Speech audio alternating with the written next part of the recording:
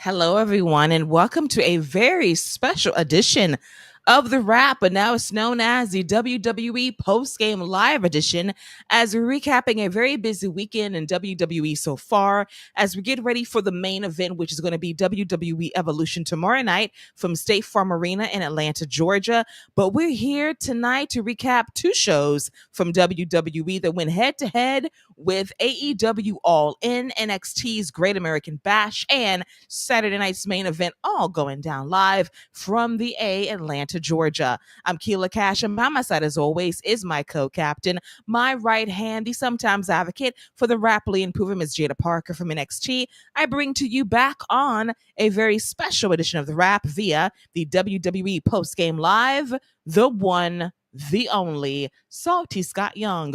Welcome back, Salty, but pause. You're salty on a PLE and a WWE special night on TV? Something must have went down. Well, first of all, as always, Keila, it's a pleasure to chop it up and talk all things WWE. But on a sour note, Goldberg has come to an end.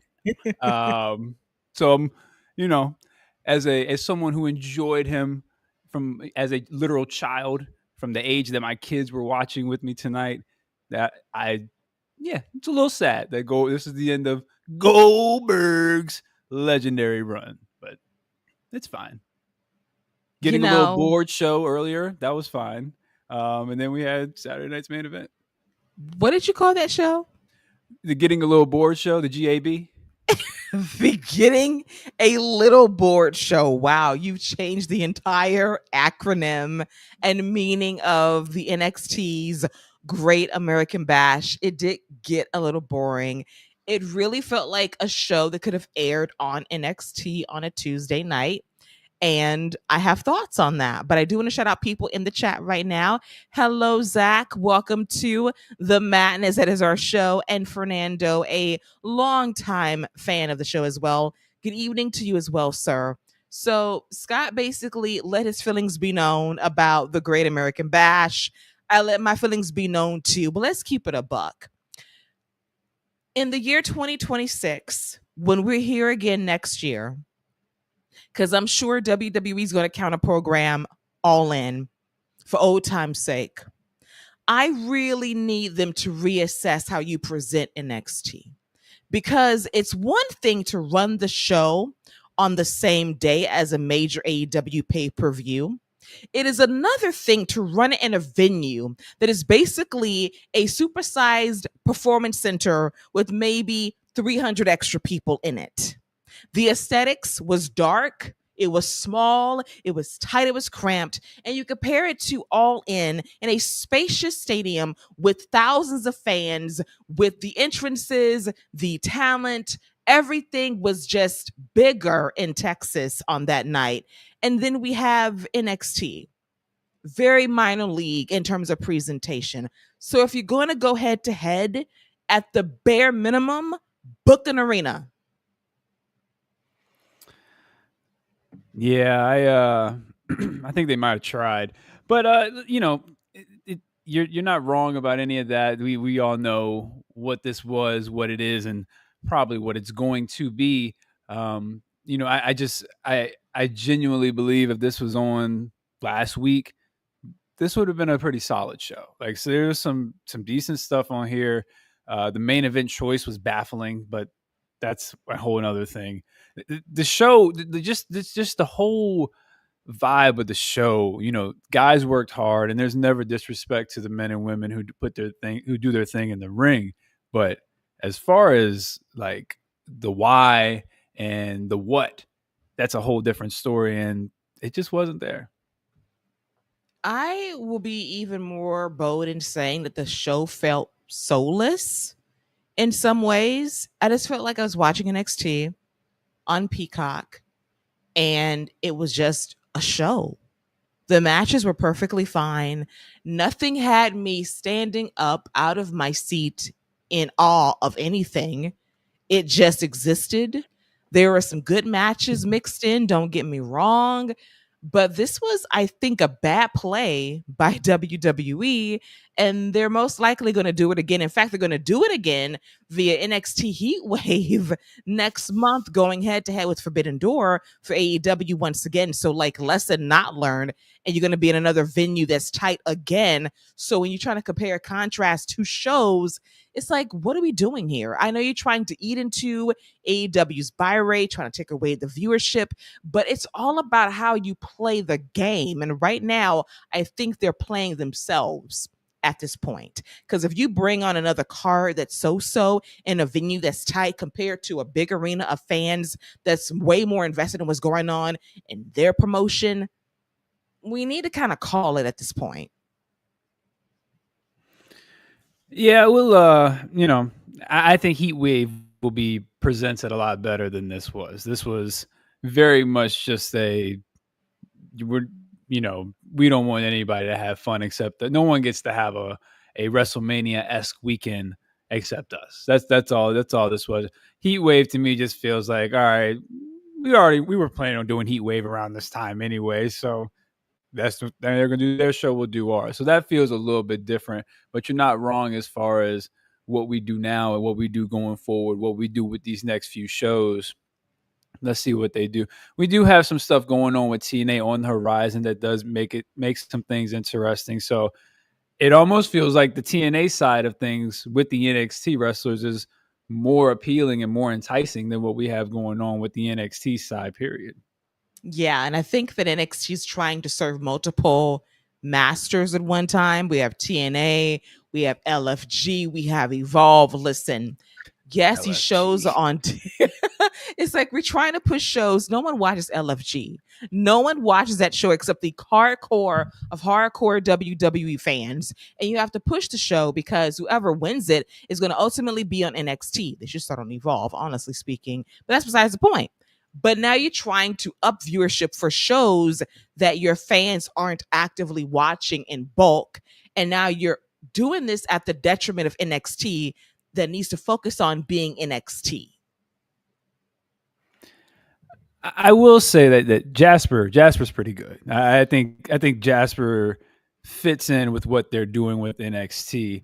So I don't mind what they have going on with that, but I do think they do need to remember that that's what Evolve is for. If you don't feel like they're ready for NXT, like, we got a lot of feeder systems. You got to get the LF. We talked about it. You get released, you got to work all the way back from the bottom. You got to go to LFG, then you got to get to Evolve, then you got to get to NXT, and then we see what happens from there. Okay, so there's a lot of things going on right now. A lot of moving pieces, a lot of places that you can wrestle. Okay, but that means you're going to spend a lot of time in that system. That's all they're doing. They're just keeping people in the farmer system. So they got Natty back in Evolve. So what's going on? What's going on? When we went through the entire feeder system, the entire pipeline last week, I died laughing when you said you should get demoted to LFG to get you a bag to find your way to NXT. Then if you slip to NXT, you got to go to Evolve. Then you might get to TNA. And then if you're really good, you're going to go to AAA. Then you're going to go to AAA. If you can make it there, then you might make it back to the main roster. Like, it's an ecosystem now. WWE has created an ecosystem of places where you can go. And Scott is so shady to say, listen, if all else fails, if you get cut and you can't make it in TNA, then your ass got to go to LFG, and you got to fight. You have to fight against these college athletes, these NILs, and find a way. You got to be that grizzled veteran to find a way to get a bag in 2025 against these young up-and-coming stars. And if you can't do that, then at the most, you can be a coach. Because right now, Bully Ray tells you ain't shit. You can't do it. You can't do it. Booker T yelling at you. Michelle staring at you. Undertaker just barely acknowledging you. It's real out here in these streets. But if all of that fails, there is one more option. Oh God! You can call the Smashing Pumpkin. Okay, he'll at least answer the call. So you can call the Smashing Pumpkin. He'll answer the call. The Alliance will definitely at least take a listen. The fact that there is a loose, and we forget this is a loose working relationship in existence because Natty did that tournament for the NWA. It is a loose working relationship, but it is a working relationship. Now, if y'all get wow, which is still on the air in syndication, wow, women are wrestling in the mix too. Oh, they're cooking. So you never know what happens in WWE. You never know. Look, Jenny Buss needs other outlets after selling the Lakers. So she needs to, widen the horizon there to get buzz on that promotion. Okay. All right. Okay. I'm exhausting all avenues as Fernando comes through and says, I am so worn out with wrestling. I agree. I'm tired too. And then, hey, Maria, I love you, girl. I love wrestling, but too many wrestling shows. Damn. It was a lot today. And then Maria also knows Evolution set up, in my opinion, it was booked on the same weekend as All In, Saturday night's main event, the Great American Bash, and the Beyonce concert. What? Yeah, all of that happening this weekend. Joe Tess was on Saturday night's main event, and he acknowledged, oh, by the way, Beyonce's across the street. Yeah, it's a lot going on. And Bianca Belair, we'll get to her. Hope she went to Friday's show because you ain't going to tomorrow's show.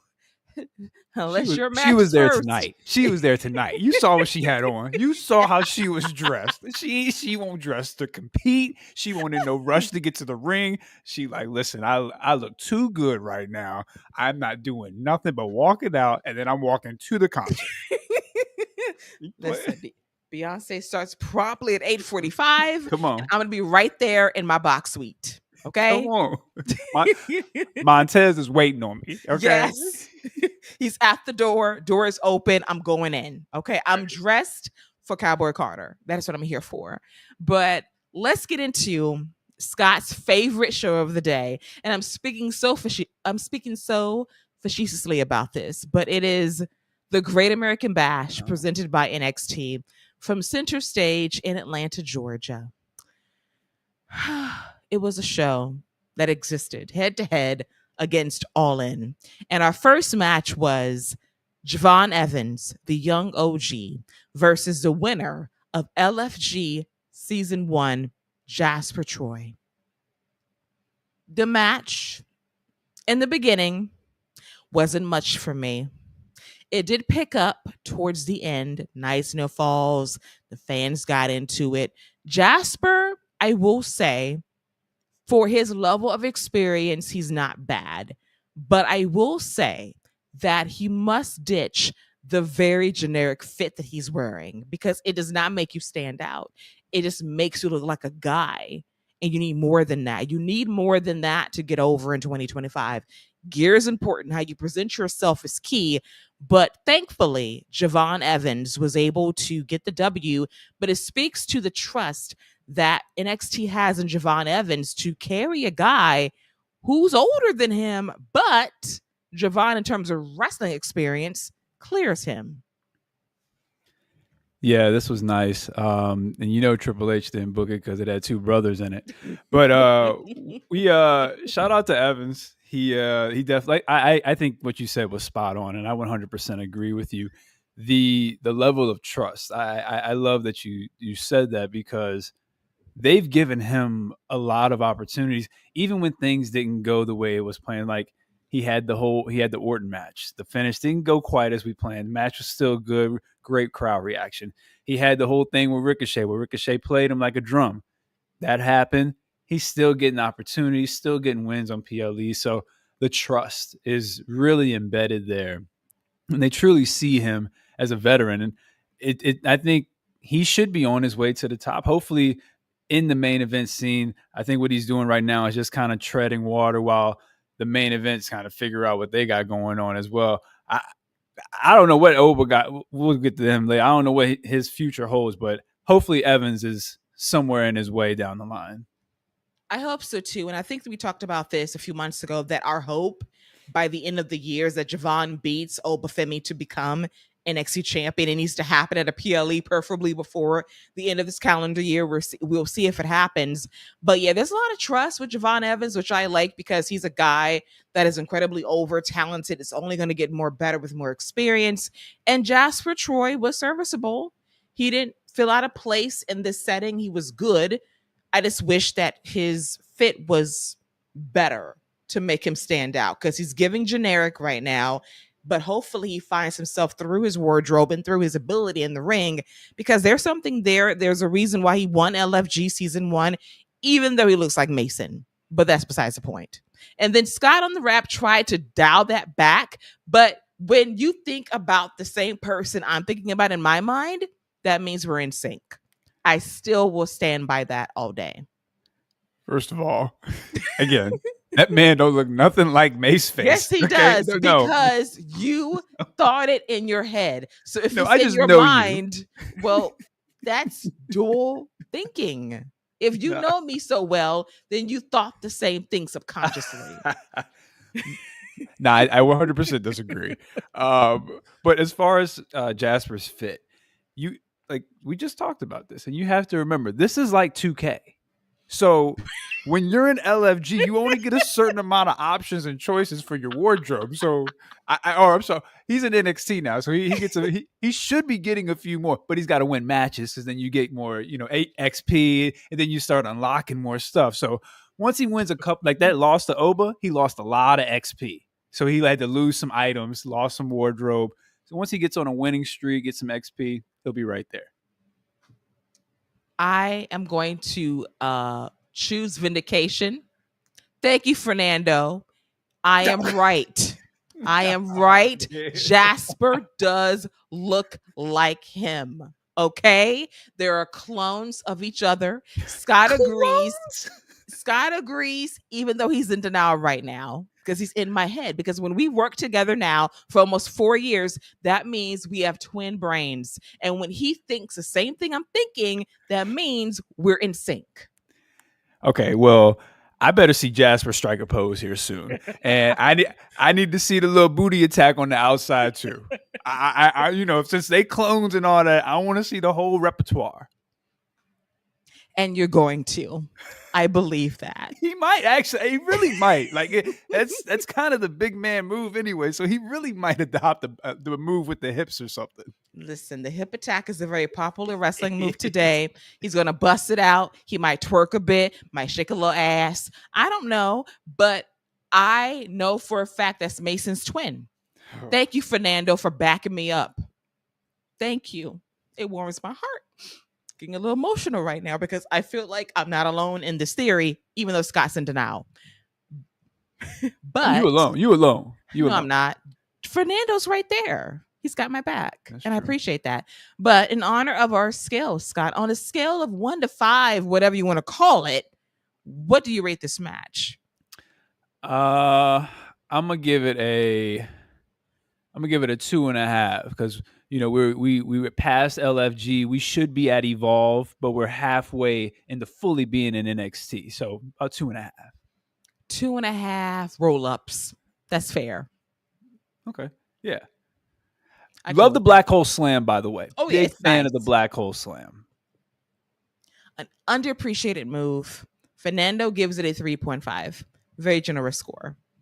Our next match. I'm probably being a little mean to it, though. Because you're salty. That's your nickname tonight. Like, you're not going to give them a full 3. Probably not. Probably not. All scores are going to be skewed tonight because you're salty. So I'm expecting low scores for everyone across the board.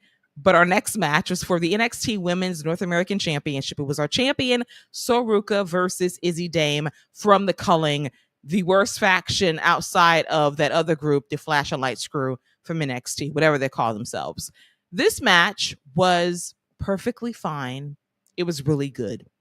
I want to shout out Izzi Dame because if you asked me a question a year ago about Izzi Dame, I would say she's just there. She played volleyball in a formal life, and she's just collecting an NXT check. I will say that since she's joined the Culling, a mediocre faction that she's making stand out, via her own personality and talent, she's standing out as a future star in WWE. She has a ways to go, but the improvement is real. The personality is showing, and she held her own. So, Ruca, my goodness, still a ways to go, but you have the foundational pieces of a special talent that'll make a lot of difference on the main roster. Confidence is growing. Still got to clean up some stuff, but for her level of experience, she's very good. Finish was nice. Zarya speared the shit out of Tatum Paxley. I enjoyed that. And the match, for what it was pretty good. So Ruca is the truth. I think that's the biggest thing to take away from this is she is the truth, and it's only a matter of time before I think she's up next, and hopefully they put the rocket to her. Izzi is really coming into her own. I like the way she's taking control of the group. I like the way Shawn Spears is kind of just falling back and let her take in the reins. Like this, I like the dynamic of this group right now, and I think don't be surprised if she ends up with some type of gold by end of the year either. I agree. It actually reminds me a lot of Rhea Ripley joining Judgment Day 3 years ago, in that, yeah, she was on the main roster, but she wasn't over as she is now. And I think that joining Judgment Day changed everything for her. And I think that Izzi Dame joining the culling, even though it sucks, I think it changes everything for her because it allows her to showcase her talent and personality that wasn't there, honestly, this time a year ago, and is there now. And I think that it's great that she's kind of fronting this group of a bunch of nobodies, but hey, you're making your own path via this crew, and you're carrying on your back and you're trying. But I see it. And so Ruca, I've said this so many times. I just think that she is going to be such a force in the women's division.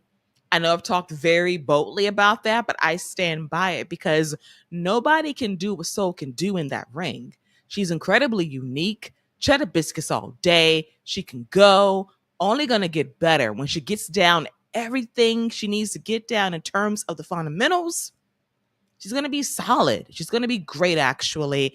And I love the tease we got on SmackDown on Friday of her being on the main stage, working with seasoned vets out there and not feeling out of place at all. Yeah, double soul snatcher.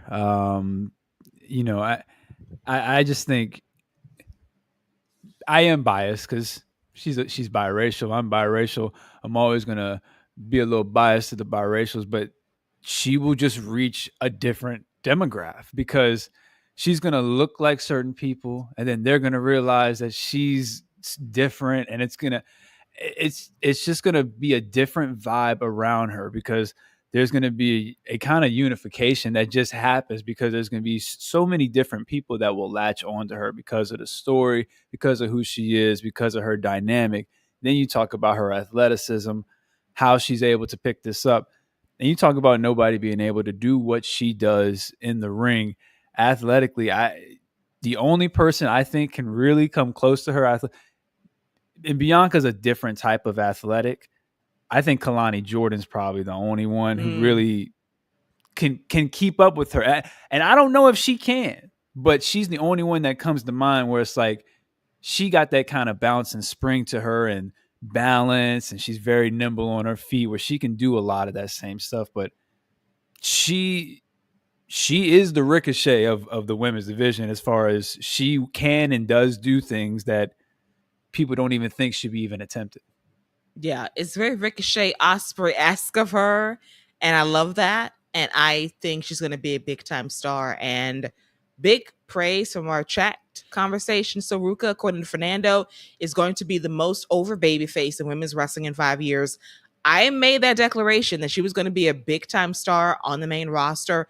I feel that in my bones. And then Maria makes a great comparison that So Ruca reminds her of early rookie Surfer Sting. That is a great comparison, actually. I like it. So as long as we're not calling Zarya Ultimate Warrior. Listen, we're gonna call Zarya Crow Zarya. the Crow version of Sting. I will accept that before we call her the Ultimate Warrior. That's what we're not going to do. Okay. We're not going to do that. Just check it. Now we know the money long term is going to be Zarya versus Ruca for that championship. We know the turn is going to happen eventually. It's going to break hearts, but we know it's going to deliver when the time comes. It's going to come very soon, I think, but we're going to wait for it because they do have a big time match at Evolution tomorrow night, vying for the WWE Women's Tag Team titles. Yeah, and again, I think I said it on the show, but I think Ruca is going to have a standout performance. I think she will be the one we're talking about when it comes to that match tomorrow. As far as this match goes, the more we're talking, Keila, I'm getting in the better mood. 3 Soul Snatchers. Okay, I sign on that as well. I think Soul's also going to have an amazing moment in Atlanta too at Evolution. Looking forward to her and Charlotte interacting in the ring. It's going to be a lot of fun. I think that tag team match is going to be amazing. Just have a feeling in my bones because of the talents there. So I'm looking forward to that match. Our next match on this card is going to be All Ego Ethan Page versus Ricky Saints for the NXT North American Championship. So it was falls count anywhere. Anything goes. You can do whatever you want to do to beat your opponent. The match was brutal. I thought it was the best match on the show. Thought it was well wrestled, physical, bruising. Guys took great bumps. Ricky Saints got beat again, which tells me somebody's getting a call up imminently. And I think it's about time, while All Ego just kind of marinates NXT for a little while longer. Who's going to beat them? Who knows? But I thought for what they did, very competitive match. Both guys lay in their stuff. And I thought that it was physical, fun, and the outcome screams call up. Yeah. First of all, it's a choice to have elite wrestlers wrestling today against each other. That was a choice. And of course, they're the ones who have the best match on the card. So, what are we doing, man? The match was solid, real strong match. I'm a big fan of Ethan Page. I think he has been one of the best signings that they've had. I think he's been excellent. He is elevated and really made feel important everything he's done in NXT, whether it's win the title when Trick was probably getting ready to go a little bit stale. He gets that title and reinvigorates Trick, gives him a reason to be hungry, gives the fans a reason to latch on, just does a great job as a heel. Then we go to Evans. The crowd is fully behind him. He gets great heat. He adopts the twist of fate.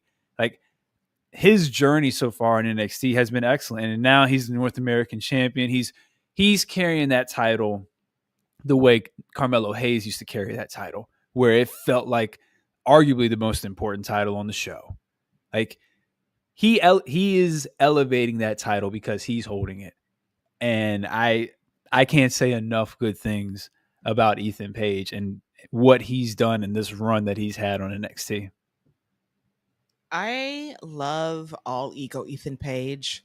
Loved him since TNA. Loved him since AEW when he was underutilized. I think he's a great heel. I think he's a great champion. I think he's a great fit for this show.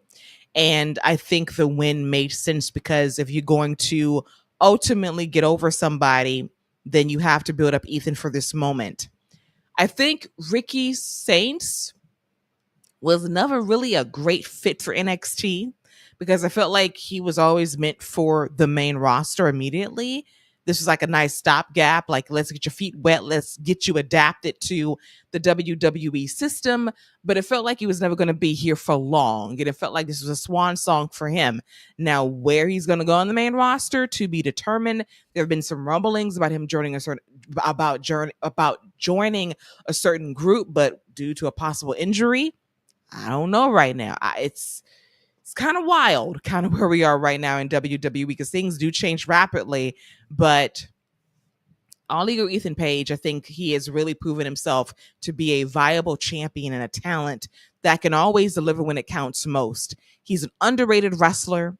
I think that people don't really appreciate him at times, but I think when he goes out there to work, that's when that appreciation comes in. Yeah, I don't disagree with any of that. And, he got the title. Cool. Now we're going to see what he does next. When he pops up, is he going to be in interaction with Cody? Is that something they do to try to elevate him off the top by just have him talking, interacting with him? Or is he going to kind of take that Carmelo Hayes route where he looks good in the first few weeks and then he's just kind of there to put everybody else over? So we'll see what they end up doing with him when they call him up. Yeah, it's going to be a gamble for sure. Maria makes a point of saying that Ethan is WWE's version of MJF and Ricky is Baby Rock. Now, we know that Ricky gets the Baby Rock comparisons a lot, and we're going to see when you're on the big stage in WWE, when you're on the main roster, can you be Ricky Saints? Can you really channel that guy that you know that you can be? Because this is why you made the jump to be a big time star. You were going to you didn't get this gig to be in the same position you was in AEW. So ultimately, it's about being elevated in WWE. Now, where are you going to land exactly? We'll see about it, but we're going to see in due time where he lands and what role he's going to play. Will he be Carmelo Hayes? Will he be in the orbit of Cody Rhodes? Will he be just another guy? If he's going to be just another guy, then choice is there. So I think when you sign with WWE, the goal should be to be bigger than where you were before. And we'll see how that goes in due time. Yeah, I got 4.25 for this one. I will give it 4 razor edges. Okay, I didn't know if you were debating to give it the 4.5, 4.25, or you were done with the 4. I was like, all right. I had to think about it. True that. Had to be fair, but 4 razor edges off the stage through 2 tables. Tough finish for sure. Then on a show where you're going head to head with All In, you decided to do a contract signing involving Trick Williams, the TNA World Champion, Mike Santana, and Joe Hendry. And y'all had them talk about what it means to be TNA champion and what their intentions are at Slammiversary. Head to head against All In. Head to head against the Young Bucks and Swerve and Will Ospreay. Let's put the Talkie Talk segment against that match. Talking was fine. I love Mike Santana. I like Joe Hendry. Trick's that dude. Match should be very good at Slammiversary, but it was a choice to have a contract signing on your show going up against All In. It was choices. Choices, I tell you. Well, I can tell you this. My kids don't know what All In except is when I say it when I'm playing poker. So all they knew was that Joe Hendry was there and was pumped up and they were excited and then got real mad when the Flashing Lights crew showed up and decided to just beat everybody up. So, they are it was fine, like you said. The most enjoyment I got was watching my kids get real excited and get real upset because some guys that they don't know who they are just ran out and beat them up and left. And they want to know why. And honestly, I do too. And I think any other day of the week, I think a lot of other people might be asking why too, but not today. Today, we're just asking that we don't do this again on a PLE when you're going against arguably one of the tag team matches of the year. So choices, but again, it's all about the kids. Trick loves the kids. Trick loves the kids, you say.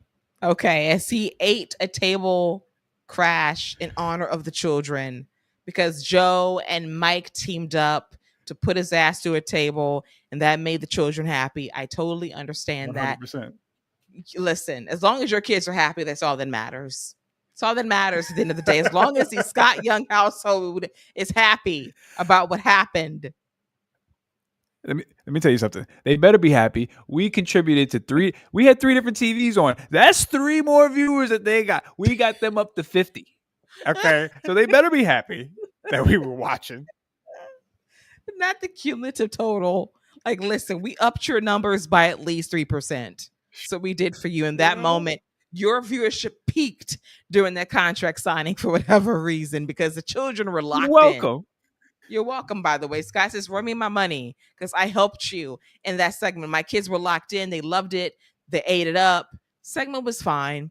All I do know is that Mike Santana, in the year 2026, whenever that TNA contract runs out, WWE would have run that man a bag. I know that much. Run him a bag, sign him. Yeah, we say that. And then they sign him and they take the mic from him. So, it might be good. I think I might just let him keep doing this because if he's still going to just keep showing up on NXT TV doing what he's doing, I don't want to ruin that. Like, look at what we're doing to Jordynne Grace. We got Jordynne Grace out here mingling with JC Jane. We could be having classics with Stephanie Vaquer.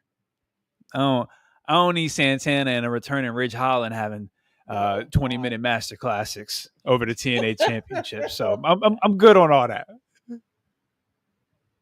Why did you scare me with that possibility? Why did you jump scare me? How dare you? I don't want to see that.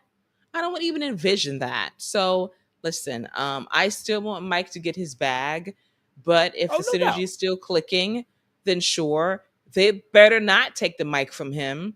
He's great because you take the gift that is his voice to basically evoke emotion and kill it. So hopefully they don't do that. But segment was fine. Scott's kids were happy. That's all that matters ultimately. So it was a win. As we get to our next match, it was for the NXT Championship. It was our champion Femi versus Inamura with Josh Briggs in his corner. And the match was very good. 2 big horses going out there, horsing, delivering, having a good battle. But I had a feeling that Josh Briggs was going to get involved. I've been sensing a heel turn from him as he would turn on his partner at some point. And he tried to cheat on his partner's behalf when the referee was down. It backfired. Tried to give Inamura a chain at one point as well. That did not work. And then Oba dropped him with a power bomb to retain the NXT Championship. And it was a really good match that really didn't get to the next gear for me personally. I expected a little bit more, but for what it was a perfectly fine NXT Championship match. But I am fully expecting Josh Briggs, the turn of Inamura, imminently. I do expect that very, very soon. Oh, Josh. The match was real good. Big sweaty men slapping meat. You can't beat it. Pause. Wow. Wow. Pause. That was crazy. Listen, that one of the craziest things you ever said. What? Shout out to Big E. Match was great though. As far as Briggs, I think Briggs. I do like Briggs. I like the aggression that he has. If I'm anybody else, if I'm any of his friends, why am I still your friend? Your other partner, he over here in a cult. He don't know what's going on. Then he got lost. All right. So we don't know what's going on with him. And now you about to do this man dirty. You about to try to turn him into the dark side. This dude worse than Count Dooku.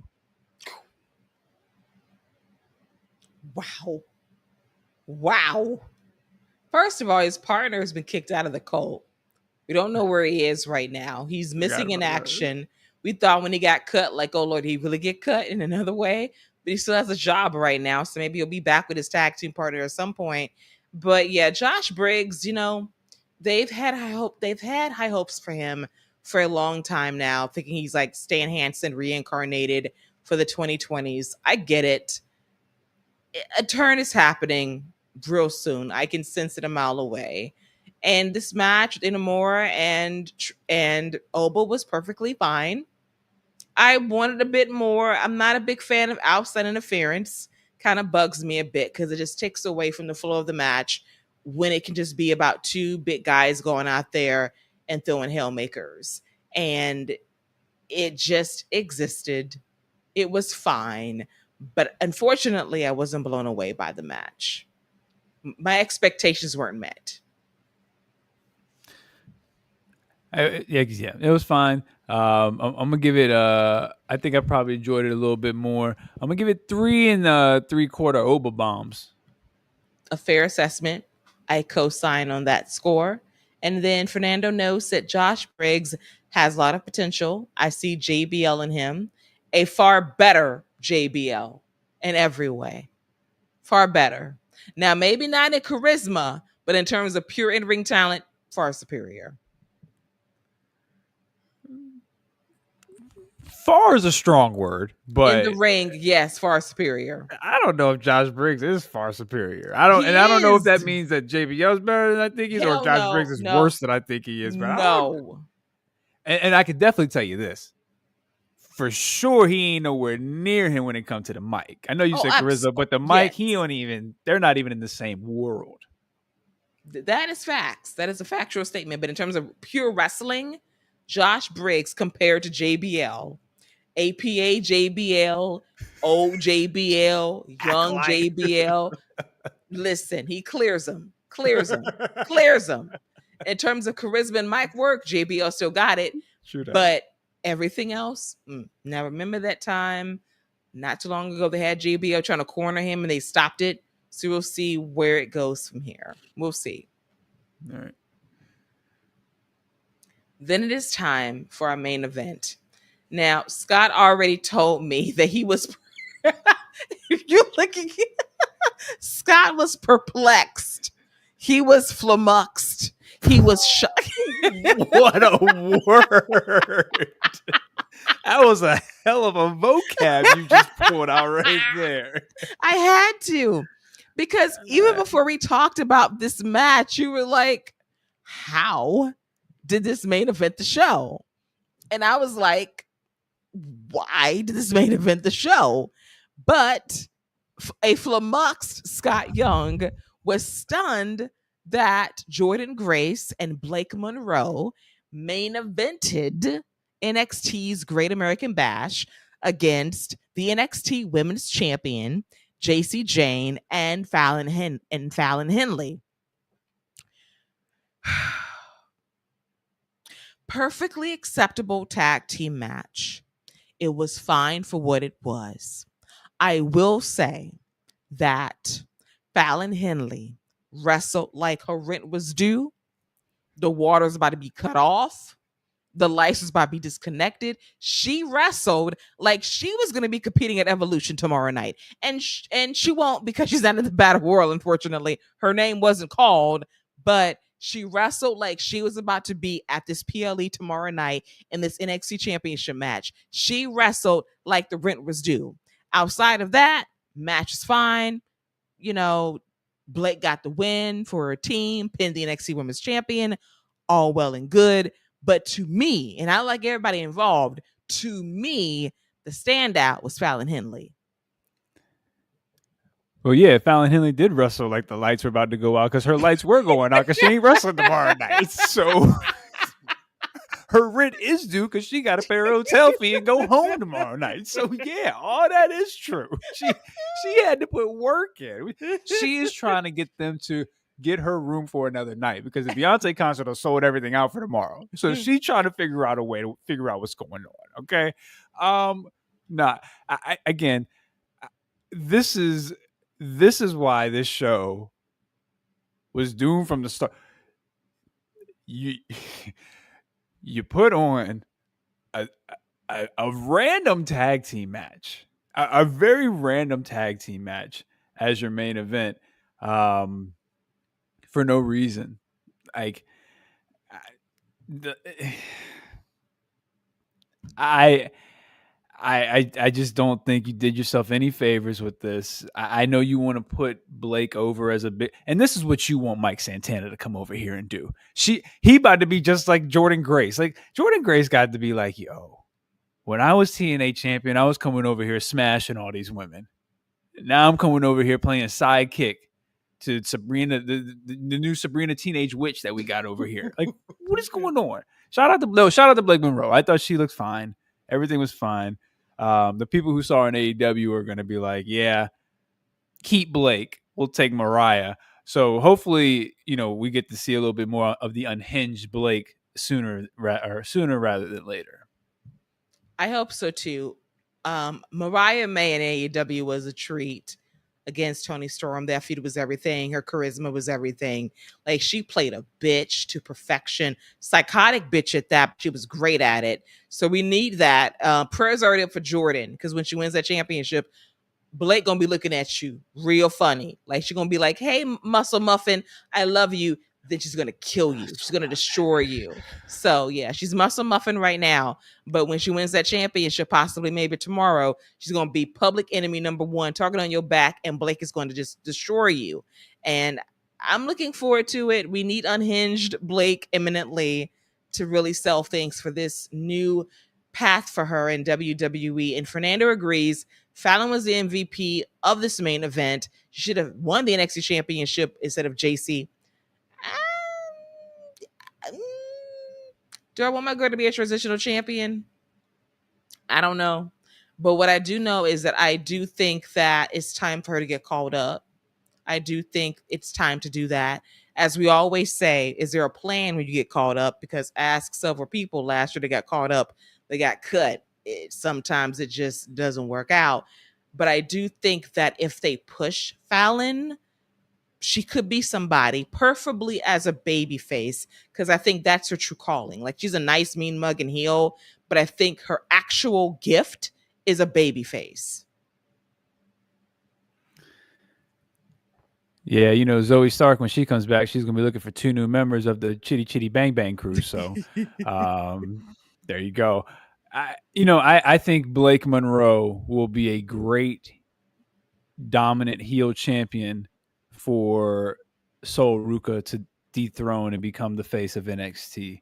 I think I hope that's something that's in the pipeline. And, as far as Fallon Henley and JC Jane, JC has been solid for them for a long time. And this definitely felt like you've been here, you're a vet, you're a solid hand who we can always call on. I kind of agree with the Fallon thing, because I don't think she's going to get another chance to be NXT champion. So I kind of agree in that it probably should have been Fallon, because I just think she was a better, she felt more in line with that leader role than JC Jane does. I think JC Jane is a great second hand. Like, she's a great second in command, and there's nothing wrong with that. But I think she's just a great second in command compared to being the lead of a group. Yeah, I agree with that as well. And, when I really think about it, JC got her golden watch moment. She got her Lifetime Achievement Award on NXT. She's been there through a lot, through the NXT 2.0 version of NXT, flipping back a couple of years ago to now winning the championship out of nowhere, possibly losing its Jordynne Grace tomorrow night at Evolution. It's come a long way, but I do think that the feud in the moment will be her and Fallon Henley down the road. I think that's the feud they've been teasing for a good while now, and that's going to facilitate a Fallon babyface turn eventually. So we'll see it. But then Fernando makes a bold WrestleMania declaration that Blake Monroe and Tiffany Stratton, a future Mania main event for the Women's Championship. Now, we do know that the comparisons between the two were very strong in the beginning of their careers, especially when, at the time, Mariah May made the move to AEW and Tiffany was moving up to the main roster right about the same time. Yeah, that's an interesting call for a main event, and there's a good chance it could absolutely happen. You know, I think I think I think Monroe's going to get there. I just think this is what she's wanted, and she's going to make sure she gets everything she wants. I think Tiffany's going to be the one that we're going to see if she's still going to be in that main event level in 2 to 3 years, because you have, like, we've been talking about this. You got a new monster coming in about 6 months in Liv Morgan. You got a new big monster coming in. You got Bianca Belair. Like, you got some dogs coming back in that women's division. Let's see if Tiffany's got that in her. Let's see if she's able to pull that dog out of her and able to still stay in that main event level come a year, 2 years from now. So, before we get to Saturday night's main event, I'm going to say something very spicy about what you just said, because you're not wrong. Because I think if Tiffany is not careful, she's going to become Britt Baker in AEW, where the division passes you by when better people come along who are more over. Because as you said, babyface Liv Morgan is coming quickly, and she is going to quite possibly be the most over woman in all of WWE come the 2026 Royal Rumble. That is a freight train coming, and you can't stop it. So can you keep up with the Livs and the Stephanie Vicares and the Julias and everyone that's coming up the pipeline in NXT? People down in Evolve that I'm seeing too, that has next. Because my concern is, yes, in the moment you're very good, but like Britt Baker learned very quickly, the division will pass you by very fast, very quickly, and you will lose your place in line. And quite frankly, you might lose your place out of the division in the company ultimately. Will that happen to Tiffany Stratton? I don't think so, but I do think if she does not actively stay on the gas, she will be lapped by a lot of better people around her. I think that's a really good comparison. Where I think the difference is between those two is, I think in that company, Britt Baker might have peaked a little bit, might have peaked a little early. I think we've seen Tiffany be able to take the lumps and then really elevate her game. Like, we've seen it in NXT multiple times. We saw it on the main roster, specifically like with Nia Jax and stuff like that. So we've seen her be able to elevate her game. It's just a matter of her being able to do it consistently. And like you said, be able to keep up with this new wave. You mentioned the Stephanie and Julia. Let's not forget, we got Jordynne on the way. Like, Jordynne is going to be somebody that the main roster, that the masses is going to, I think they're really going to latch onto, because she's going to stand out and be so different. Even Rhea, who is a powerhouse, Jordynne is different. Jordynne is built different. Like, to have somebody who looks like her still have the grace of somebody like her, but can literally break you in half if she chooses to. Like, she's going to stand out in a really good way. I just think Tiffany is an interesting case, and because I think she can do it. Will she? We'll see. And if she doesn't, there's nothing wrong with her running that mid-card division as a U.S. champ or as an IC champ. And somebody else we haven't talked about, I know we got to move on to Saturday's main event. Lyra is still going to be floating around, messing around, doing all this. Somebody else we're both very high on, who has been improving at kind of the same rate as a Tiffany Stratton, Lash Legend, is around there too. Like, there's a lot of pieces. Io Sky ain't going nowhere. You know what I'm saying? Like, just because Triple H doesn't do the best job of booking this women's division doesn't mean that this women's division isn't as loaded, as stacked as any other division in any company in the world. Exactly. And I think that when I looked at All In earlier today and I saw their women's gauntlet match, Like the depth they have now is beautiful to see. Like they have a really well-rounded division that can actually go head to head with WWE's in terms of the talent. And as you said, we're not even talking about Jada Parker from NXT, someone else that is coming. She's going to be in that Battle Royal for Evolution tomorrow as well. A lot of foundational pieces on NXT. There's a young lady on Evolve, Callie Armstrong. That's someone else y'all got to watch for when she gets called up to NXT. Like they're building pieces for the future. And my hope and prayer is that Tiffany can keep up. Because if she can, great. If she can't, well, you'll be a nice mid-card, nice base for that division. But I know that she can be more, but ultimately you got to prove that you can do it at the end of the day. She has youth on her side, so Yes. like you said, she's got time. Even if she takes her a few years, there's plenty of time for her, and she will be given plenty of opportunities. Absolutely, and it takes time for people to figure it out. It's a gift when you do, when you're given the chance to just click when you're supposed to. It happened for Liv Morgan. It did not happen overnight. It took a few years. It really took a heel turn for her to really find herself, and now when she comes back, it's going to be an incredibly over babyface. Rhea Ripley. It didn't. Yes. It was not a. Even when she came up and beat Asuka at WrestleMania, it was not a quick like, oh, she's the girl. She's it. That's it.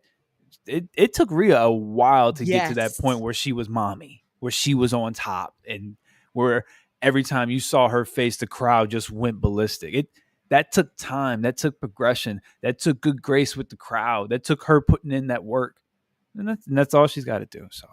Yeah, and that prophecy was fulfilled a long time ago remember when Rhea did the John on the main roster, she's only 23 years old. That was the saying 6 years ago, and now she's 29 years old, and now look at where she's at now. It took a minute for her to get there, and now when you see her, she's over as hell. So it does take time. Sometimes it happens instantly, and sometimes it takes a few years. So we'll see how that progression continues for Tiffany down the road. But now let's get to Saturday night's main event, going down live from State Farm Arena in Atlanta, Georgia, right across the street from Cowboy Carter, featuring the one and the only Beyonce. And we kick things off with Drew McIntyre versus Randy Orton. And they have cornermen in their corner. We got Jelly Roll in the corner of Randy Orton, and we got Logan Paul in the corner of Drew McIntyre. My condolences to Drew McIntyre for having that in your corner. But I digress on that. Both guys went out there and they had a solid professional wrestling match. And what's so funny, Scott, is that we thought to ourselves, well, when Saturday night's main event starts, All In is over. Tony Khan said, fuck that. I'm running until 9 o'clock because y'all want to fuck with me. I'm fucking with you. And that's exactly what happened. And I don't blame them. Now, it might be at the detriment to your show because that shit ran 6 hours. If you watch from 3 to 9, it ran 6. If you watch from 1 to 3 plus the 6, you watched 8 hours of wrestling. You did. It was a long day, but you made it through if you watched it. So he said, listen, you want to try me? I'm not going off the air at a reasonable hour. So we're going to bleed into each other. But in any event, Randy and Drew had a perfectly fine wrestling match. They went back and forth. They hit their greatest hits and finishers. And we had Logan Paul get in Jelly Roll's face, touch that man 3 times. Jelly Roll says, push me one more time. See what's going to happen to you. And Logan Paul fucked around and found out. And Jelly Roll pushed that man down. And then Randy hit the RKO on McIntyre for the victory. After the match is over, we have Logan Paul knock out Randy Orton. Jelly Roll comes in, knocks out Logan Paul. Logan Paul sells his ass off, impressively so. And then Drew McIntyre claymores Jelly Roll. Jelly sells it like he got shot. And then Nick Aldis is like, oh my God, what did you do? Like, this is what? We're having like a meltdown over Jelly Roll getting hit with a claymore.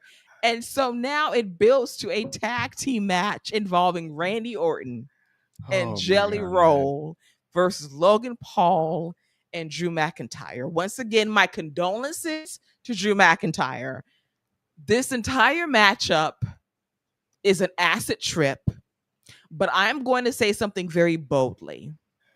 Jelly Roll is going to over deliver. The Oh man's yeah. got slim. He's got in shape. He's taking this seriously. I think he's going to surprise some people.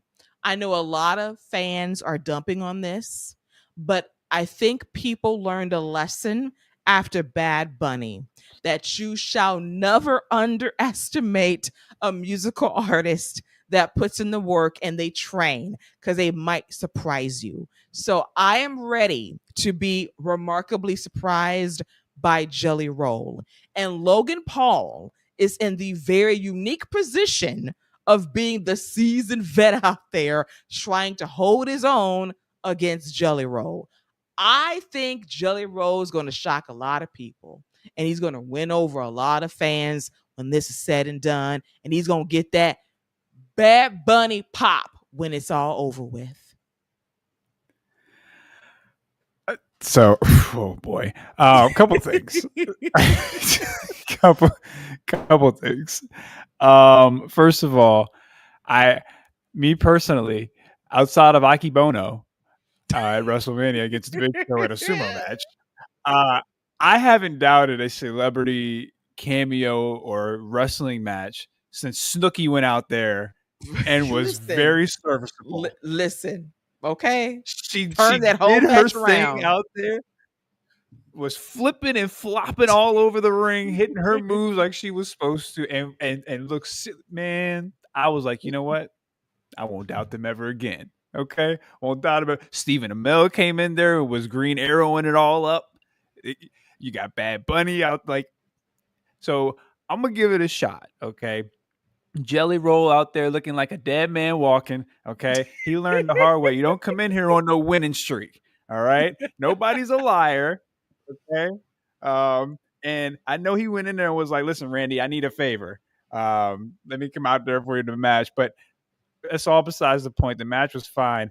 Absolute highlight was Jelly Roll getting Claymore. If that man is willing to take a Claymore on his knees, I'm willing to see what he'll do in a match. Listen, took a Claymore on his knees for the love of the game. And I respect that. To take a bump like that and you sell it, he saw like he was dead. And I was like, you go, Jelly Roll. I can't hate on this man. I learned my lesson from Bad Bunny when he shut everybody up and everybody became a Bad Bunny stan. Those fans started buying Bad Bunny tickets. Y'all went to that man's concert at the stadiums. Y'all saw the man show out. Okay. So y'all appreciate him. We love Bad Bunny so much. We were sad that the Backlash show was taken from Mexico City, because that's where it's supposed to be at. The man did a whole interview in Rolling Stone. I'm not delirious. It happened. We were all clamoring for Bad Bunny and Penta teaming up in Mexico City. We didn't get it. We missed Bad Bunny that much. So yes, Jelly Roll can absolutely exceed expectations. That man gonna hit like a 450 out of nowhere. I'm all in.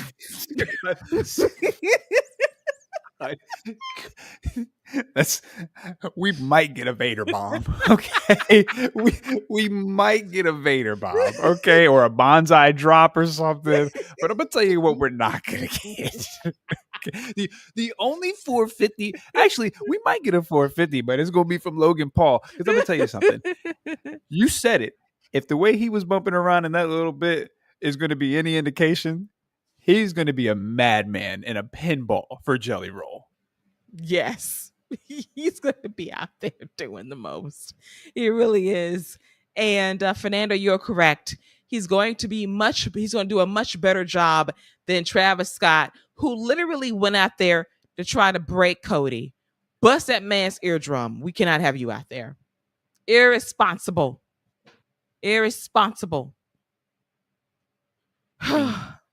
Fiend out there. Fiend. Just retire that song.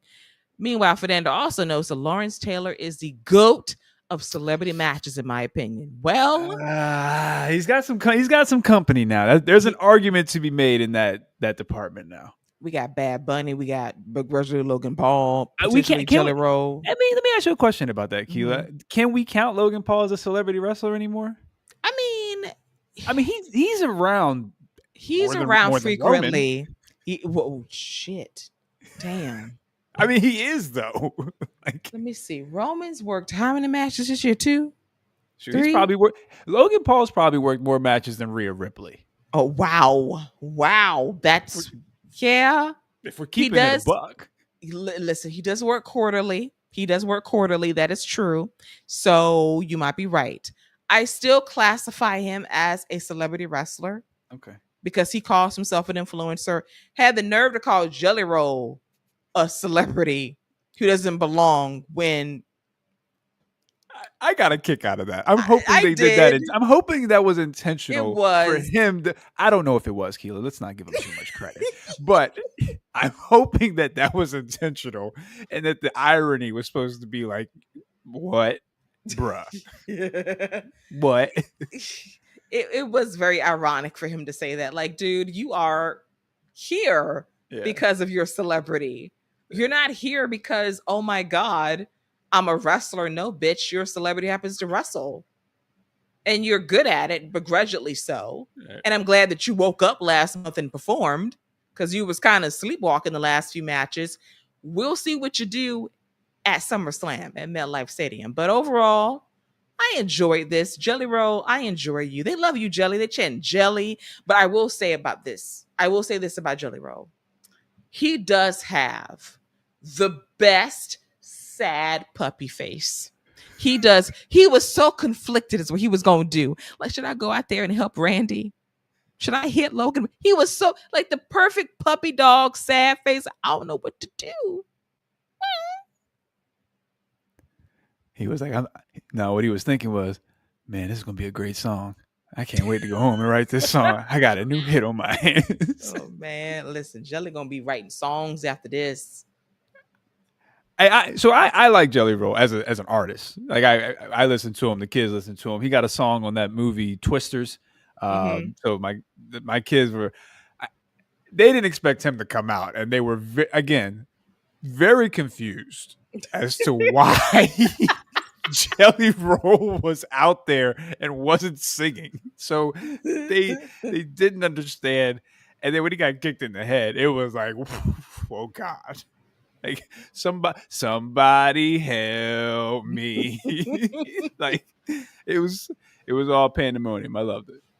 We need like a live reaction of your children reacting to Jelly Roll like, Dad, why is he out here not singing? Why is he out here hitting people, Dad? Oh God. Why is he not singing our song? Like, I need like reaction shots of Scott's children reacting to Jelly Roll being a wrestler now and not a singer. Well, at least he's got a match, so I'm hoping that the kids will watch the match with me, and then they can see Jelly Roll give Logan Paul a choke slam and just be like, "Okay, I don't understand who does what anymore. It seems like everybody's just doing everything." When he gives Logan Paul a Hurricane Rana, you're gonna cry. Okay, you need to stop. You need to stop. First, you said this man is going to do a 450, not a moonsault. Like that would be like, okay, he's lost some weight, looking good. Okay, you said a 450.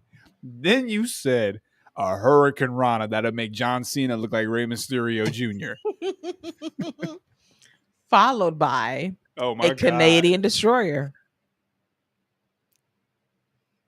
I could see that happening. Yes. Yeah, I could see that happening on Logan Paul. Yes, very possible. So he's gonna just unlock all the moves from 2K25. I'm looking forward to it. So go, Jelly Roll, go. I'm not gonna slander you one time. I think you're gonna exceed your expectations, and you're gonna win over so many fans when this is all said and done. They're gonna be like standing for Jelly Roll. I do believe that. So all in all, a winner of a segment. Then we get to Jade Cargill just being out there in the A. Basking in the cheers, hometown, hey, I'm here. Naomi drops her from behind, and they have a great brawl that I greatly enjoyed.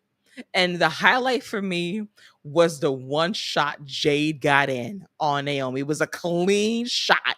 I was like, my God, you could hear it. You could feel it was great. They were brawling. And then Nick Aldis, his lying ass, said, I was going to tell y'all this in a calm, diplomatic way. with 24 hours to spare, apparently.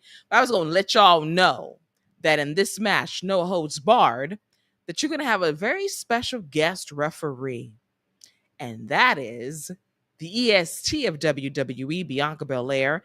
Bianca comes out to a big pop. Scott says she was dressed to go straight across the street to Cowboy Carter. After they made that cameo and she left, and my interest level was already high for this match, has gone even higher because Bianca's back to special referee mode.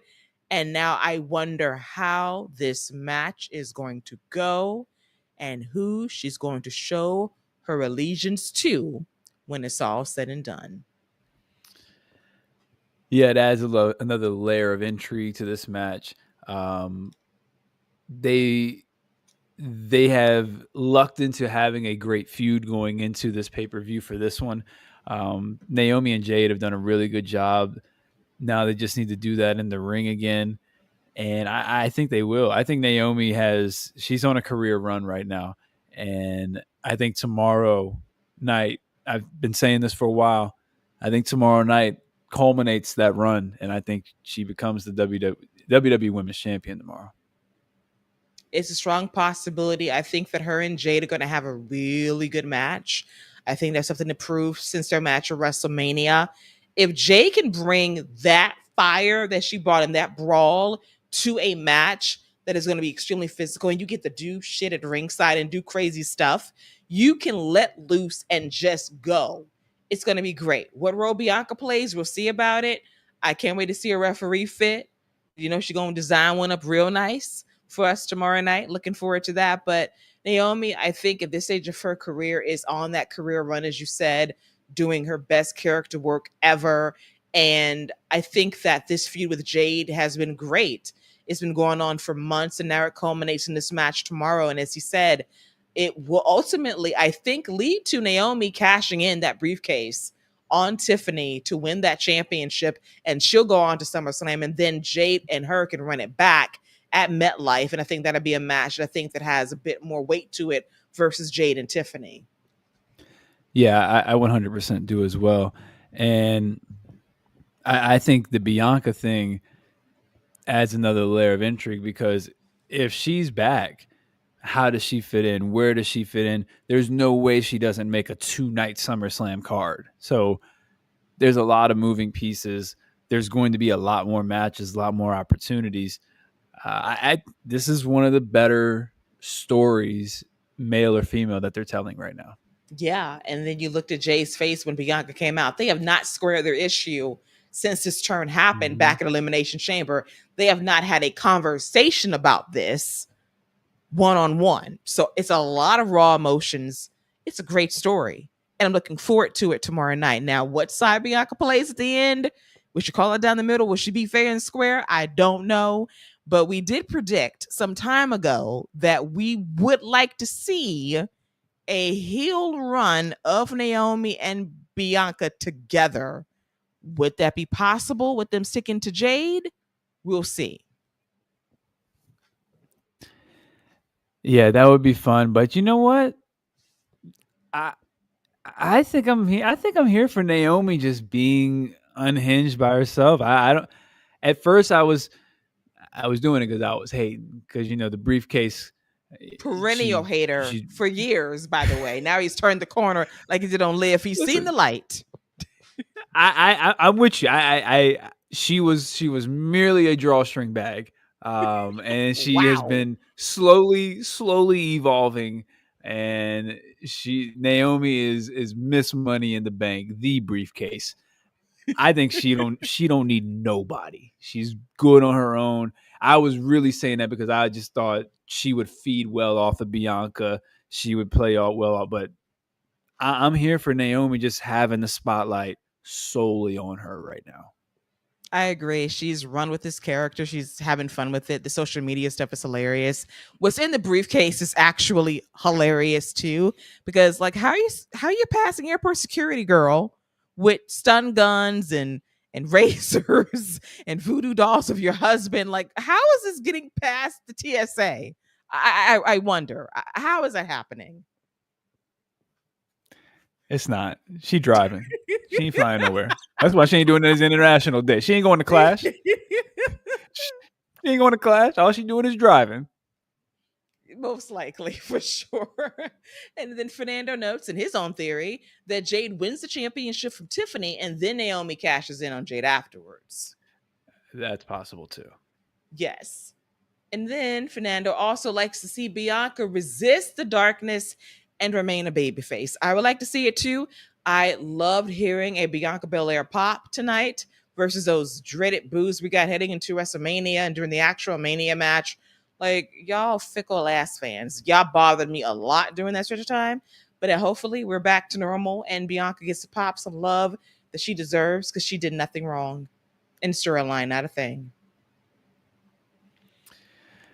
Yeah, we're not even going to talk about the reaction that some people get in Saudi Arabia too. So let's just move on.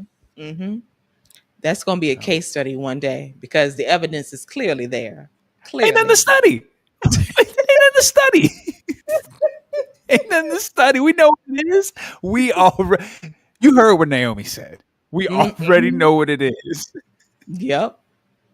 Well, case closed on that. As we get to our next match, which was Big Jimmy Uso versus Solo Sikoa, the United States champion. What was that? What was that? Dude, come on now. That is not Big Jim. Stop it. So it was Big Jim, as Scott's like emphasizing that, versus Solo for the United States Championship. Now, the key for me is, can the brothers wrestle against each other? Because, brothers wrestling, it tends to be hit or miss because everybody can't be Bret and Owen. But you know what? I will say this. Jimmy Uso had a better singles match against baby brother Solo than he did against twin brother Jay at WrestleMania last year. Those are the facts. And the match was fine for what it was. Had a couple of good near falls, and the whole entire MFT, My Family Tree, went out there to sabotage Jimmy down the stretch.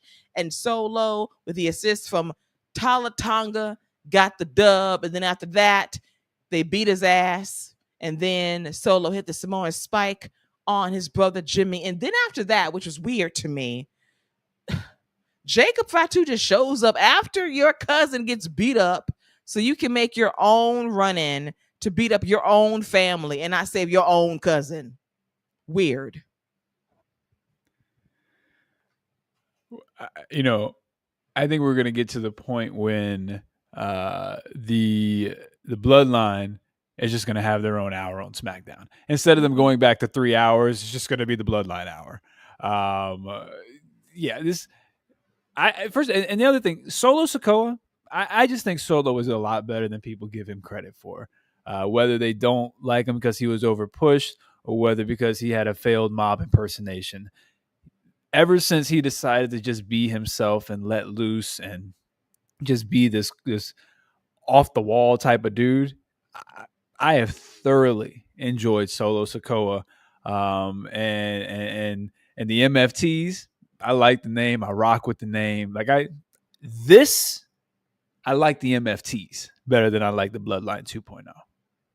Yes, because at this point, we don't need to redo the Bloodline. Mm-hmm. Just do something new, call it a different name, and let it be what it is. I'm here for that. So I'm glad that Solo has his own crew, his own family tree, not associated with the Bloodline, even though they're all in the same family. But it just leads to us to think that we're going to get like another My Family Tree versus the spinoff of the Bloodline. And it will be Jacob. It will be the Usos. And it will not be Roman. I think it will actually be Tama Tonga to round out the crew. Because I think Roman is above this family drama. Like, I am the tribal chief. I am above this entire situation. I will only be here for holidays and deuces. Like, y'all got this. Like, this is above me, honestly. I think it'll be same. I think you're right. I think he only shows up for holidays, so he'll be around for Survivor Series War Games, and he will be that. He will be that fifth man because Tama is going back. And by the way, forget everything else we're talking about. The most important thing in this entire match, show, day The Great Tonga Loa was out there. Just aura farming. Taking it all. Just snatching it all. Shout out to Tonga Loa. You know, well, you got some nerve saying that man was aura farming. No, he wasn't. That man was just out there. He was just out there getting his check tonight. Aura farming my butt. Please. Shout out to Tonga Loa, man. But shout out to him. You know, he showed up that check. Getting a check in 2025 by doing the bare minimum. And you know what? I can't be mad at that man. You do you, Tonga Loa, as I wait for Tama Tonga to come back, the superior brother in the family. But it was fine for what it was. As we move on to a possibly tragic situation, sadly. It was Seth Rollins versus LA Knight. Match was going well. It actually started when All In ended, and the match was perfectly fine. They were hitting their stride, and then Seth came off the ropes on a springboard, and his knee buckled, and he was in the corner talking to Paul. Referee was concerned. You saw WWE medical personnel checking in as well. When I looked at the leg, I did not like how his leg looked in the corner. I didn't like the angle of the knee. It did not look right to me. And then he basically got up, took the finisher from LA Knight, and that was it. LA Knight audibly said fuck when the match was over. He left the ring quickly, and then WWE personnel got to Seth, and they all basically got him out the ring as quickly as possible. People presumed initially was a work, that this was the planned finish from the beginning, and I thought possibly maybe it was, but then when the cameras pan away, it makes you wonder, this could have been a serious injury. I hope that it's not, because this would be catastrophic, especially with him holding the Money in the Bank briefcase. Catastrophic if that were to happen, especially when he's in this push right now, trying to get this new crew over. So I don't know what's going on right now. I have to check my social, see if there's an update on Seth's condition. But yeah, this is not great right now. Not a good situation. Hope that Seth is all right. LA Knight handled the best way he could, but you can tell this was not the planned finish at all. Yeah, first off, prayers for Seth Rollins. Hopefully it's not as bad.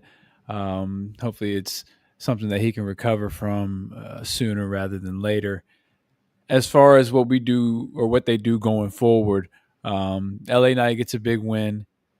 I think obviously nobody wants an injury. One thing WWE does do well, and history has shown, is they do pivot when they don't have a choice. Outside of the Brock Lesnar era, they do pivot pretty well when it comes to title changes, guys getting hurt or having to switch a title or something like that. I think this is or shift plans of who the top guy, who the main event guy will be. I think this is a huge opportunity for Braun Breaker, because right now, you and Bronson Reed are going to be the two guys in the group with Paul Heyman if they decide to keep going that route, because you can tell a great story of Braun Breaker just being like, you know what, his body's too weak. He's too old, too fragile. It's my time now.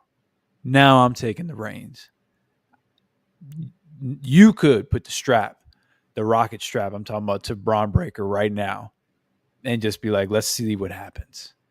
Let Paul talk. Let Paul be the or whatever you want to call him, whatever mouthpiece you want to, adjective of a mouthpiece or pronoun you want to use for him. You do that and let Braun just run wild, because you have a window right now where I think you can really elevate Braun Breaker.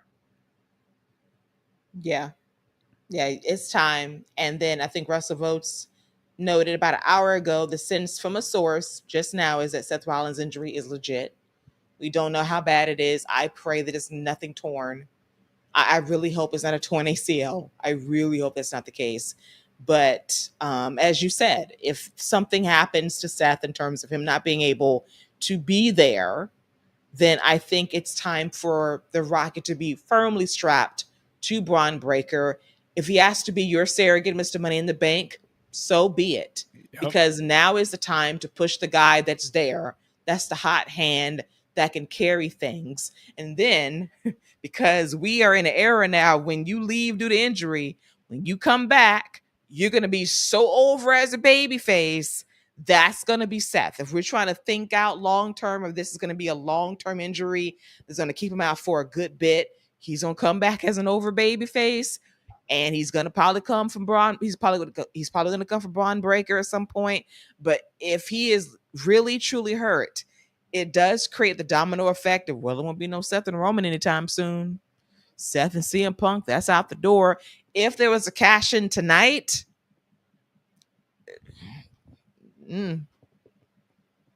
everything changed. If there was a cash in plan tonight. If Seth is expected to miss any significant amount of time, one of my favorite, I don't know what if you call it WrestleMania builds or WrestleMania kind of match setups. First time, where they you see them face to face and like, oh, this is about to be a WrestleMania match. One of my favorite times of that is it was a Monday Night Raw, and I can't remember who came back first, but The Undertaker came back. No, Triple H came back. And just as he was about to talk, no, it was The Undertaker. The Undertaker came back, and just as he was about to talk, Triple H comes back. And they had both been gone for a while, and they just have a face-off, don't say nothing. If Rollins is going to miss a bunch of time, I would have Roman Reigns come back, have this grand thing. He grabs the mic, and then Seth Rollins comes back, and they just have a face-off in the middle of the ring. Wouldn't need to say a word. WrestleMania sign in the background. You don't even have to say anything. Your WrestleMania match will be set, because that needs to be the WrestleMania match at next year's WrestleMania if Seth Rollins is able to go. And you wouldn't have to do anything except have him show up right after Roman, and you got your build right there. Yeah. Yeah, we'll see if it's that direction. Hope not. Hope the Seth is all right. We'll get more news later tonight or possibly tomorrow. But right now, the word is the injury is legitimate. And when the injury happened, my God, the downtime we had between that and the main event, because we can only imagine that Gunther and Goldberg did not intend to go out there for 15 minutes and wrestle, but they had to, because that gap of time you had to make up for. And they went out there in the main event for the World Heavyweight Championship. It was Gunther versus Goldberg. And Goldberg is old. Let's be fair. He's old. He came back 9 years ago. I was very thankful he got the run that he deserved the first time he was in WWE. He got the proper farewell the first time around. But then he wanted the retirement match, try to get it somewhere. Could have been overseas, could have been in AEW, but he chose WWE, Atlanta, GA, where it all began, maybe 1998 when he beat Hollywood Hulk Hogan for the World Championship at the Georgia Dome at the time. So let's go full circle. Let's come back to Atlanta. Let's wrap up the career. Let's go for one more championship. And for what they had to do in that situation, we have to kind of be on the fly for more than 10 minutes. I thought that they had a respectable World Heavyweight Championship match. Gunther is a ring general for a reason. And Goldberg, for what he could do, he was perfectly fine. The fans, I thought, elevated the match. Shout out to Atlanta, because for a long time, in terms of crowd reactions, they weren't always with it. But they're one of the best reacting crowds in the country today. And they ate up everything that Goldberg did. They thought he had the match won with one more good spear, one more jackhammer when the second referee came out there after Charles Robinson got knocked down midway through this match. And then Gunther kicks out, and then he passes Goldberg out via the sleeper to retain the championship. Then we oddly go to commercial break. I don't know what the glitch was in that matrix. Then we come back and we have everybody in the ring basically celebrating Goldberg. He makes his retirement speech, and that was it. But it felt like on this night that Seth could have cashed in, and because of the injury, it didn't happen. And they had to really throw things out, reconstruct an entire main event, and go from there. And for what they did, I thought it was impressive. Goldberg going out there, doing the most he could do. I'm impressed. I respect that man. He was someone that I greatly admired and appreciated for a long time. Glad he got his comeback in 2016. And I'm glad he got his finishing sequence here in 2025. I can't knock it. Yeah, I don't think anybody can really have anything negative to say about Goldberg tonight. Say what you will about his past. When it comes to tonight, he literally gave everything he had. No, I know he wasn't expecting to go out there 10, 15 minutes. This man ain't seen 2 commercial breaks. He don't even know what he don't even know what 2 commercial breaks look like. So Gunther like, yo, we on a commercial break. He like, what's that? What you mean we on a commercial break? Why are you telling me that? That's what he said. That's what he said in the choco. Yo, why are you telling me that? What does that mean? So shout out to Goldberg, man. Like I came away really impressed with the match. I thought, like you said, for what they were probably asked to do on the spot, Gunther is probably going to get an incredible pay his next contract. And they're and when they try to when he's like, yo, I want 2 to 5 million a year, and they're like, nah, we're gonna give you 1. He goes like, you remember that Goldberg match? Do I need to show you what I just did for 15 minutes? The magic that I put in. So shout out to Gunther, shout out to Goldberg. I don't think you could have asked for a better send-off match. And correct me if I'm wrong, I don't know if I've ever seen Goldberg pass out or tap out. He did something to elicit the end of the match. I think No. I mean, before that. Yeah. Before, like in his career? Yeah. I don't think he submitted ever, to my knowledge, and I could be wrong. I could be fact checked, but I don't recall him submitting. Yeah, I think that's the first time. So shout out. I came away very, very impressed. And also the entrance, I thought that was really cool with all some of the old heads that he had from the business, his son. I just thought they did a really good job with this presentation.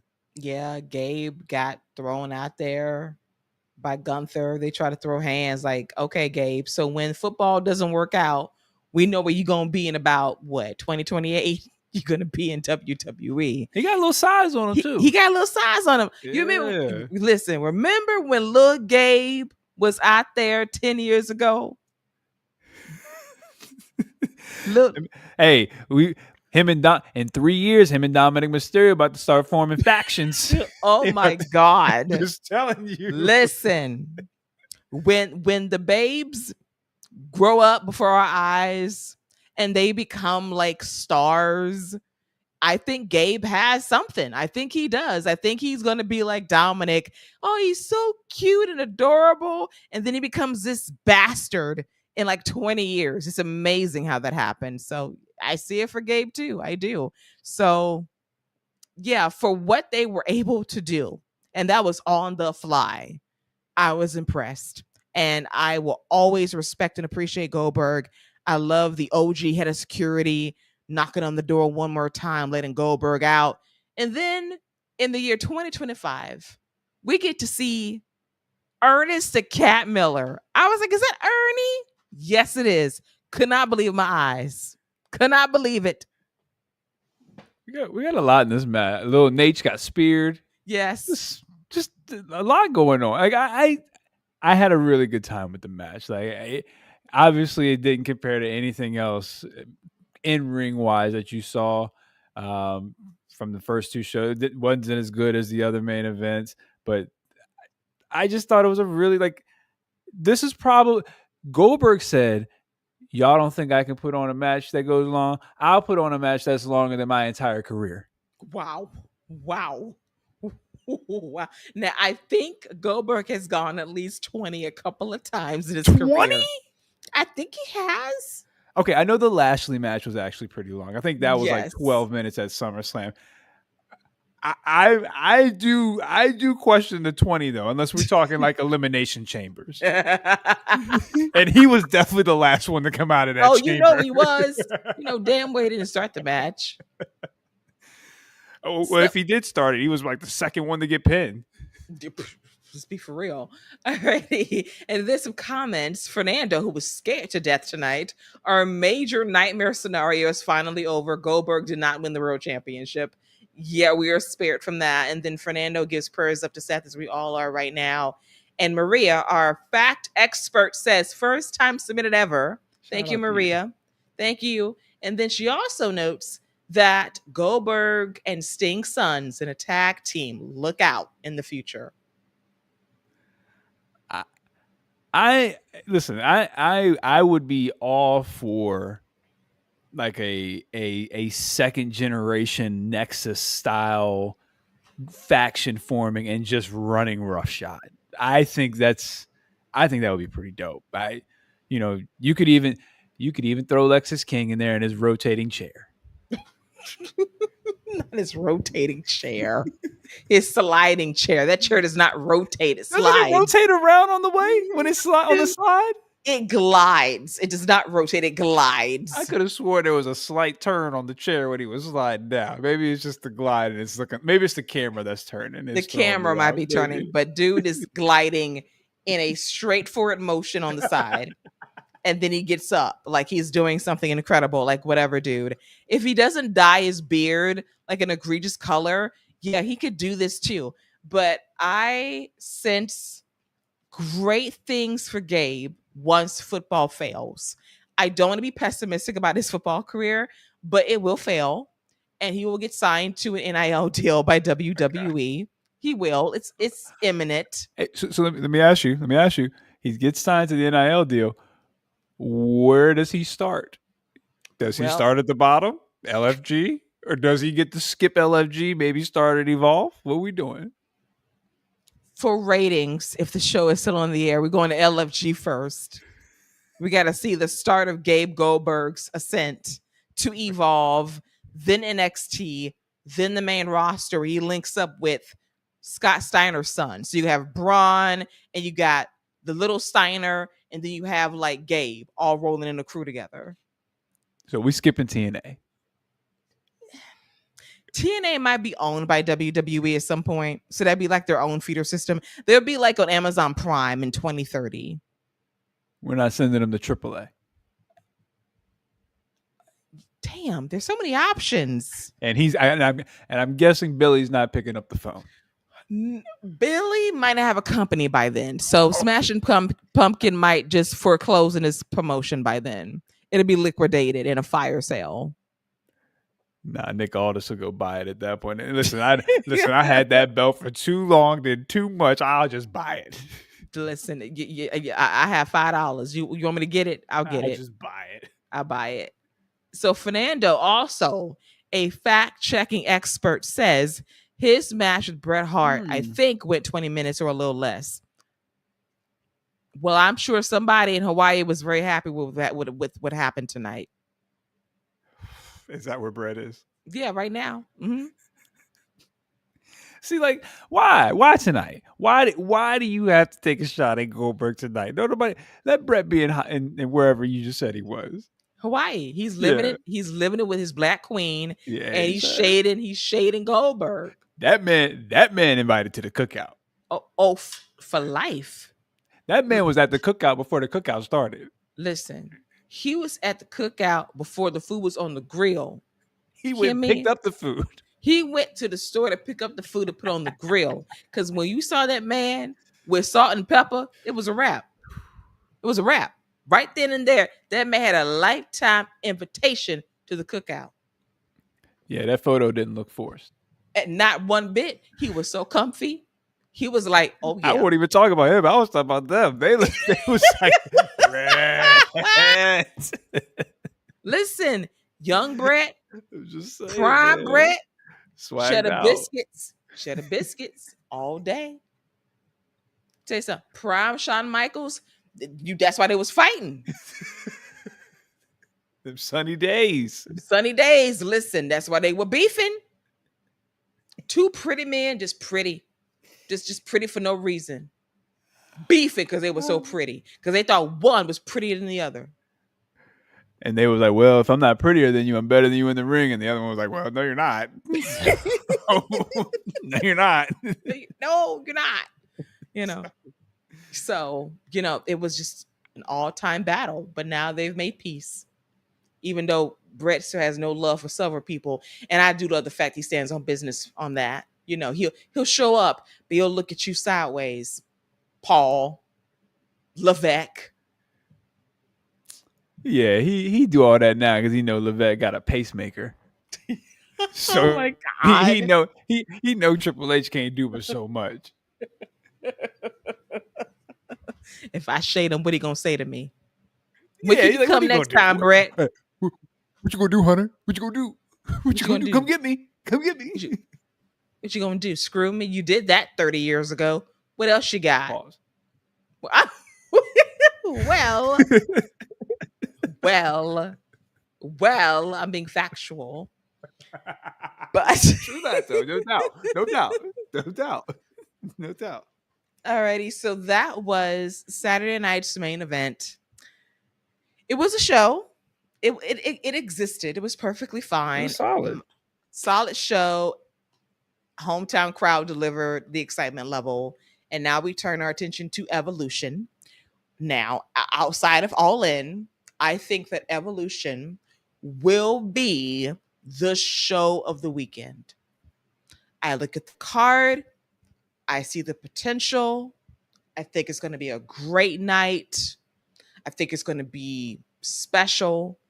There's going to be some surprises. I think I'm going to have my jaw dropped a couple of times. We're going to see some people we ain't seen in a good long while. I might cry if I see some people I ain't seen in a minute. So we'll see how this is going to go. I think it's going to be a very special show. I think the ladies are going to turn up, turn out, and I'm going to enjoy myself tomorrow night. Yeah, I think tomorrow's gonna be real good. I think the women are gonna have something to prove, not only to the WWE brass who are call it like it is. They're using them as pawns in their little billionaire pissing contest. Actually, it's not even a pissing contest because Tony Khan's like, yo, I'm balling over here. Y'all just trying to keep y'all just whatever y'all doing. They just over there being petty. And I also think it's going to be them as a reminder to the fans. Not everyone, but just some of the fans who were like, oh, I don't care about this show. Nobody cares about this show this weekend. Just as a reminder that we are still great at what we do. And when we get this opportunity, we're going to knock this out the park. So like you said, I think it's going to be a great show. I think there's going to be moments we're going to be talking about for a while. And I expect some Black queens to be crowned. I expect that as well. And I'm looking forward to it. And I think it's going to be a message from the ladies to the brass at WWE, like not to do this again. Like if you're going to give us a show, have it be on a weekend where we're not trying to stick it to someone else. Give it to us because we've earned it and we deserve that weekend to ourselves, for ourselves. Let that be the message. I know there's been a lot of talk about ticket sales. Shout out to Nikki Bella, Jay Cargill. They were promoting their asses off on television this past week, trying to boost the numbers for those ticket sales. They've done that. Show should be sold out and it should be a very good show. I do believe that in my heart, and I expect a lot of great moments. Black queens will be crowned, and I'm down for it. I'm here for it, and it's going to be a very fun night of professional wrestling. Fernando, we will be back tomorrow with Gigi for the WWE Post Game Live edition around 11 o'clock Pacific time. Well, no, 11 o'clock Eastern, 8 o'clock Pacific time. It was 11. Child would be up all night. It was doing like 11 Pacific. It's going to be 11 Eastern, 8 Pacific time. And we're going to talk about the show right here on the Fight Game Media Network YouTube channel. Don't you worry. We'll be back tomorrow night with Gigi breaking down the card in full. Yeah, and I see Maria's comment over there. I hope WWE makes them regret placing this PLE where they did. The only problem with that is WWE regretting it is going to make them think that it's the women's fault, and then they're not going to give it to us anymore. So it's such a double-edged sword because part of me is like, yeah, I kind of nobody wants them to fail, but it's like just don't do this again. But the other part of me is like they really do need to the fan reaction, the social media interaction, which is so important to them, needs to be really high so they can see that this all women's card is a success, and they don't try to put this, in case it doesn't do what they wanted to do, put this on them as something that they weren't able to pull numbers wise.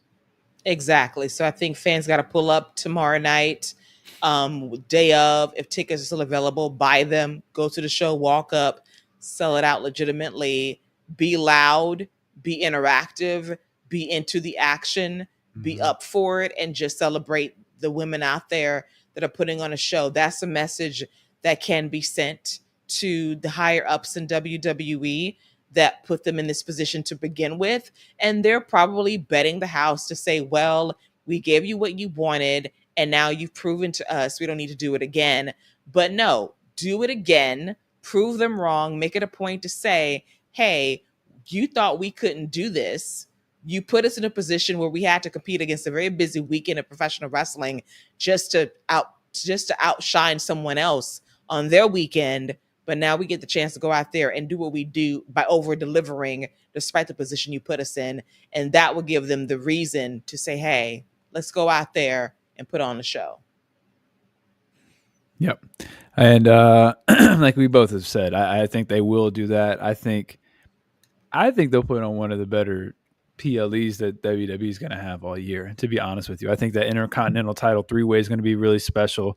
Rio Io Sky, regardless of how you feel about the match, Rhea, they're going to go out there and kill it. And they're in the main event. They're going to go out there and try to have the greatest match of all time. And that's not me saying that they're going to before anybody tries to say that, but they are definitely going to go out there and try. And I hope that they give them 25 to 30 minutes because I think they can fill that, and I think they can tell a great story with that. They got a lot to build off of. I'm looking forward to this. We already talked about how well the Jade and Naomi match has been built. Tomorrow in the tag title match, like Charlotte, we know what we've talked about what Charlotte does at PLEs. I think this is going to be a really, really, really fun show. I'm excited about tomorrow. Yes. And before we go, let me talk about Charlotte real quick. Friday, listen, dating back to last week, Friday, I don't know who's doing the wardrobe now, who's doing the mug, who's doing the face and the hair, but cheddar biscuits. Like, I don't know if it's the Maybelline, but whatever it is, like, I don't know what it is, but she has been glowing the last couple of weeks. She's been like glowing, like beautiful glowing. And she's always been beautiful, but like lately it's been like extra glowing. Like cheddar biscuits. Like she got that weight off her shoulders from that piece. That's what happens when you get that weight off your shoulders, man. You get a whole new sense of self and worth when you just kind of release any type of inner feelings and stuff like that, and you just let it all out, and it's well received, and you get great feedback, man. You walking on cloud nine. Ain't nobody telling her nothing right now. I mean, she just looking happy, and like as you said, if she wrote that article before everything happened with Evolution and within the last couple of weeks, like she looks at ease, at peace, and happy and having fun, which I want her to do. And I can only imagine what she's gonna have on tomorrow in terms of the robe. Like, she's gonna be stunned tomorrow.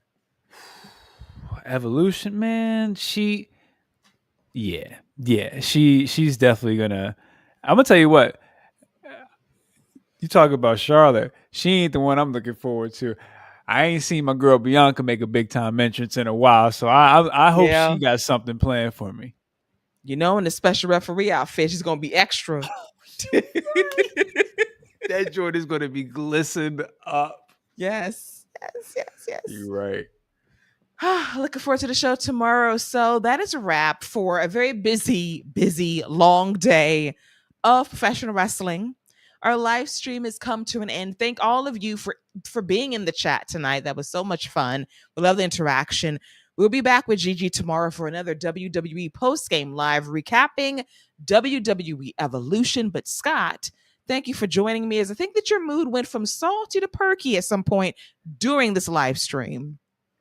Yeah, I got over it. I was in a bad mood, but I got over it. Great chatting with you. As always, it's a pleasure to chop it up and talk all things WWE. I'm pretty sure I'm going to be perky tomorrow. when we go to our live stream. Me too. I think I'm gonna be very perky excited. Gonna live tweet the show tomorrow night. It was too busy today for me to talk about anything, but I'm gonna be locked in tomorrow night for sure. It's gonna be a really good night of professional wrestling. I expect a lot of fun surprises, and I'm looking forward to it.